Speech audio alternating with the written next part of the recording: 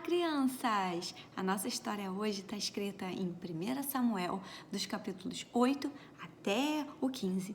E essa é a continuação da história de Samuel. Sabe o que aconteceu? O tempo passou e Samuel já estava bem velhinho. Ele continuava julgando o povo de Israel, continuava falando com Deus, continuava contando as profecias. E ele teve 2 filhos. Os seus 2 filhos eram juízes do povo também, mas os 2 filhos dele não seguiam os caminhos dele. E então o povo teve uma ideia, né? Já que Samuel estava ficando velhinho e os filhos dele não podiam substituí-lo, o povo teve uma ideia. Nós queremos um rei. Todas as outras nações tinham um rei também. E então o povo pediu a Samuel para escolher um rei. Você acha que Samuel gostou dessa história? Samuel não gostou dessa história. E Deus? Você acha que Deus gostou dessa história? Também não. Sabe por quê? Deus viu que, na verdade, o povo estava rejeitando que somente Deus fosse o rei daquele povo, que somente Deus reinasse aquele povo. E eles quiseram um rei humano. Deus contou para Samuel, alertou que essa não era uma boa ideia. E Samuel falou isso para o povo. Mas o povo, não quis ouvir. E o povo clamou por um rei. E Deus atendeu ao povo. E então tinha um homem chamado Saul. Saul era um homem bonito, belo, honrado, da tribo de Benjamim. Samuel o ungiu rei. E Saul passou a ter até o Espírito do Senhor e a profetizar também. Deus tinha falado que se ele temesse ao Senhor e servisse, o adorasse, obedecesse, tudo daria certo. Se não, não. O tempo foi passando e Saul passou a ganhar diversas guerras e se tornou um rei muito bem sucedido. Saul tinha começado bem, com um coração humilde e obediente a Deus. Mas, com o tempo, sabe o que aconteceu? Saul parou de se ver como alguém pequeno, foi se vendo como alguém grande, muito importante e passou a ser, metido, nariz em pé. Passou a ser grande aos seus próprios olhos. E isso é muito perigoso. Um dia, enquanto ele esperava Samuel chegar, sabe o que ele resolveu fazer? Ele resolveu ele mesmo fazer o sacrifício para Deus, tomando um lugar que era exclusivamente do sacerdote. E isso foi uma desobediência grave, muito grave. Ele se arrependeu, falou que não desobedeceria mais a Deus, mas depois, durante uma guerra, Deus tinha dado uma orientação para ele. E ele não cumpriu a orientação de Deus. E então, o Senhor se arrependeu de ter posto Saul como rei sobre Israel. E o Espírito de Deus não estava mais com Saul. Sabe, o povo queria um rei bonito. E esse rei era todo bonito por fora, era forte, mas por dentro ele era longe do Senhor.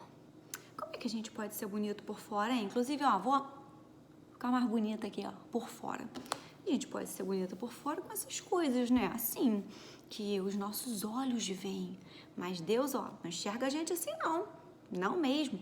Sabe qual é o salão de beleza de Deus? O salão de beleza de Deus é a gente buscar a Deus, somente a Deus. O salão de beleza de Deus é um coração que busca Ele. E busca Ele, em oração. A oração é uma das principais formas da gente ser amigo de Deus. A Bíblia fala que a oração de um justo é poderosa e eficaz. Deus sempre ouve as nossas orações. Ele não rejeita um coração quebrantado, um coração humilde que quer se aproximar dele. Sabe, existem 4 tipos de oração. A gente pode fazer esses 4 tipos em uma mesma oração, mas é importante a gente saber. Eu vou te contar. Existe a oração de louvor, que é quando a gente faz elogios para Deus, quando a gente fala: Deus, tu és grande, o Senhor é o nosso Deus, não há Deus como tu, só o Senhor salva. Nós te louvamos, o Senhor é poderoso, o Senhor é soberano. Tem a oração de agradecimento. Nós precisamos agradecer ao Senhor por tantas coisas, não é? Deus, obrigado pela minha família, obrigado pela minha vida, obrigado porque a gente acordou, obrigado porque tivemos o que comer, obrigado porque passamos um dia sem dor, obrigado pelos amigos, obrigado pela igreja. E tem muitas coisas para a gente agradecer, não é verdade? Que bom. Tem a oração de pedidos, que é a que geralmente a gente faz, né? Mas nossa oração não deve ser só de pedidos, mas é importante sim que os pedidos no nosso coração a gente coloque diante de Deus. E tem a oração de confissão de pecados. É muito importante que a gente peça perdão a Deus confessando cada um dos nossos pecados. Então é importante você orar: Deus, me perdoe porque eu desobedeci a minha mãe hoje, me perdoe porque eu bati o pé, ou porque eu menti, ou porque eu fiquei irritado, ou porque eu não quis dividir aquele último biscoito tão delicioso com meu irmão. A gente precisa confessar os nossos pecados e pedir o perdão e se arrepender diante de Deus em oração também. Então são esses 4 tipos: oração de louvor, oração de agradecimento, oração de pedidos e oração de confissão de pecados. A Bíblia conta que a gente deve orar o tempo todo, todinho, sem parar, sem cessar, sem vacilar. É verdade, a gente não deve orar só antes de dormir, antes de almoçar, a gente deve orar o tempo inteirinho. Jesus orava o tempo todo. Se Jesus orava o tempo todo, imagina a gente, né, que é pecador. A gente tem que orar o tempo todo, vezes 3 e ainda mais, orar o tempo todinho. Agora para e pensa comigo.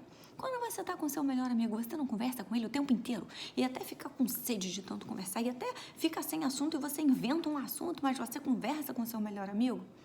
Imagina com Deus. Deus é o nosso melhor amigo e Ele quer que a gente converse tudo com Ele, mesmo que Ele saiba o que está no nosso coração, o que está no nosso pensamento. Ele quer um coração voltado para Ele. Não esqueça disso. O salão de beleza de Deus é um coração que se volta para Ele. É um coração contrito, quebrantado. E a gente faz isso através da oração.